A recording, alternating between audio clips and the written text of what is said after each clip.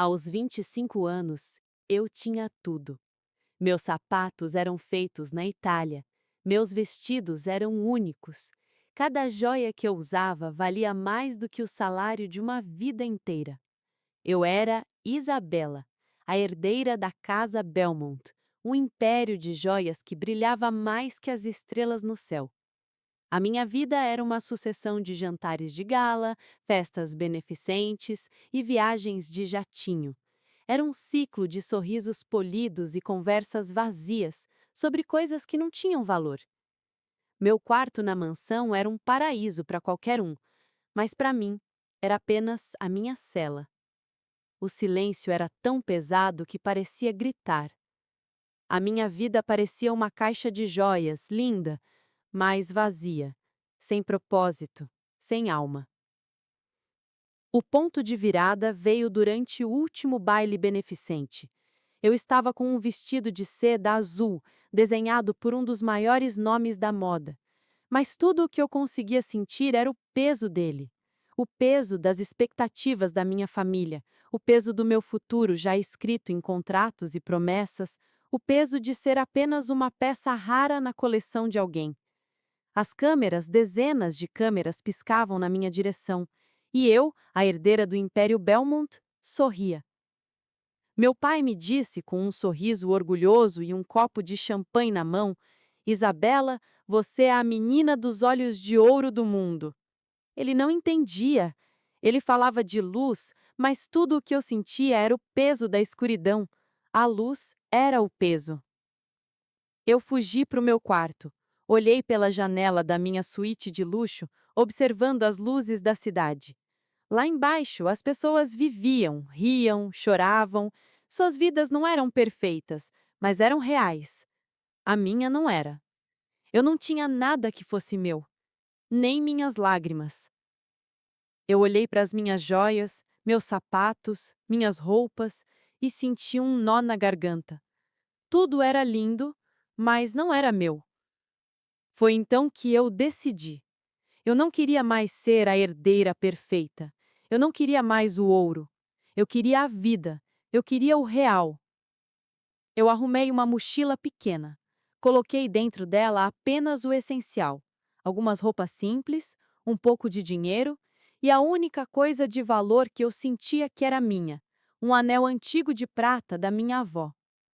Minha avó sempre me dizia: Isabela, o que faz uma joia ser valiosa não é o ouro, mas a história que ela carrega. Eu me sentei e escrevi um bilhete para meu pai, e com o coração batendo forte, desci as escadas, sem fazer barulho. Eu saí pela porta da frente e deixei o meu castelo de ouro para trás. O ar da noite parecia mais frio do que o ar-condicionado de minha casa. Eu não sabia para onde ia. Eu só sabia que precisava encontrar a minha própria história. A noite era fria e assustadora. Pela primeira vez na minha vida, eu não estava protegida por seguranças, por portões ou por um motorista. A rua, que eu sempre vi da janela do carro, agora era o meu chão. Cada passo era um misto de medo e uma liberdade que eu nunca havia sentido antes.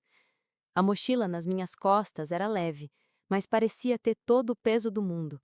Eu era Isabela, herdeira de um império, mas naquela noite eu era apenas uma garota com uma mochila perdida na cidade. O pouco dinheiro que eu tinha acabou mais rápido do que imaginei. Eu dormi em albergues baratos, me alimentei de pão e água e percebi que a vida real era muito mais dura do que os filmes me faziam acreditar. Depois de dias de procura, meus sapatos de marca que eu sempre desprezei me causaram bolhas, e a fome me levou a um pequeno bairro no centro da cidade. Foi lá que eu senti o cheiro de pão fresco misturado com canela e café. O cheiro me guiou até uma pequena padaria chamada O Pão Real. O lugar era simples. Tinha mesas de madeira velhas e as paredes eram pintadas de um amarelo descascado. Atrás do balcão, um homem sorridente de cerca de 30 anos, com as mãos sujas de farinha, me atendeu. Ele me deu um pedaço de pão, me olhando com gentileza. Seu nome era Miguel. Ele me perguntou se eu precisava de um emprego. Eu, a herdeira do Império Belmont, que nunca havia trabalhado um dia na minha vida? Eu, que podia comprar a padaria inteira? Disse sim. Nos dias que se seguiram, eu descobri o que era a vida de verdade. Eu aprendi a amassar a massa, a sentir o calor do forno. A minha pele, que antes era macia, agora estava com farinha. Meu pai dizia que o meu destino era herdar um império de joias, mas a verdade é que eu me sentia mais viva fazendo um simples pão do que quando usava um colar de diamantes. Miguel, sem saber de nada, me ensinou a rir de novo. A cada sorriso, a cada pão que eu tirava do forno, eu sentia um propósito. Era um brilho que o dinheiro não podia comprar. Era a minha história. E pela primeira vez na minha vida, eu me senti em casa. A minha nova vida na padaria parecia um sonho. Os dias eram longos, mas cheios de sentido. O cheiro de pão, o calor do forno, os sorrisos de Miguel e dos clientes, tudo isso era mais valioso do que qualquer joia que eu já havia tocado. Pela primeira vez na vida, eu estava suja de farinha, mas minha alma estava limpa. Eu tinha um nome: Isabela, a garota da padaria. Meu passado parecia tão distante, tão irreal, que eu quase me convencia de que nunca havia sido a herdeira da Casa Belmonte. Mas o meu passado bateu à porta. Em uma tarde chuvosa, eu estava atrás do balcão, entregando um pão para um cliente.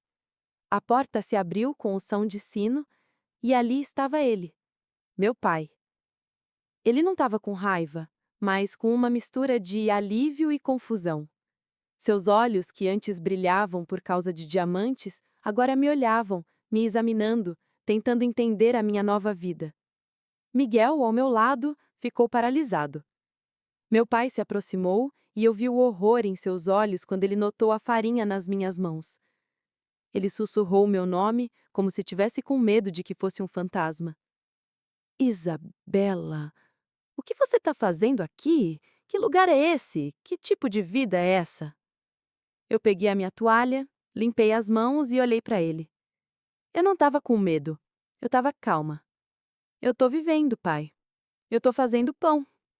A minha vida na sua mansão, meu pai, era a vida de um fantasma. Eu estava rodeada de joias, mas a minha alma estava vazia. Eu era uma peça de museu, não uma pessoa.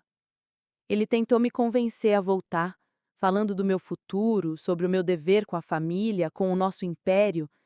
Ele disse que o meu lugar era ao lado dele, em um mundo de luxo e poder. Eu olhei para Miguel, que me olhava com um misto de confusão e admiração, e então olhei para meu pai. O senhor disse que o meu destino era herdar um império de joias, mas aqui eu aprendi que o que torna uma joia valiosa não é o seu brilho, mas a história que ela carrega. Eu não quero mais ser uma peça sem história, pai. Eu quero escrever a minha própria. As lágrimas começaram a rolar pelo meu rosto. Eu vou voltar para casa, mas não a Isabela que o senhor conheceu. A herdeira que o senhor verá de novo não será mais uma garota perdida em um castelo de ouro. A herdeira que está na sua frente é a herdeira que conhece o verdadeiro significado de valor, que sabe o que é trabalhar com as mãos, que aprendeu que a verdadeira riqueza não está nas contas bancárias, mas no coração das pessoas. Meu pai ficou em silêncio por um momento.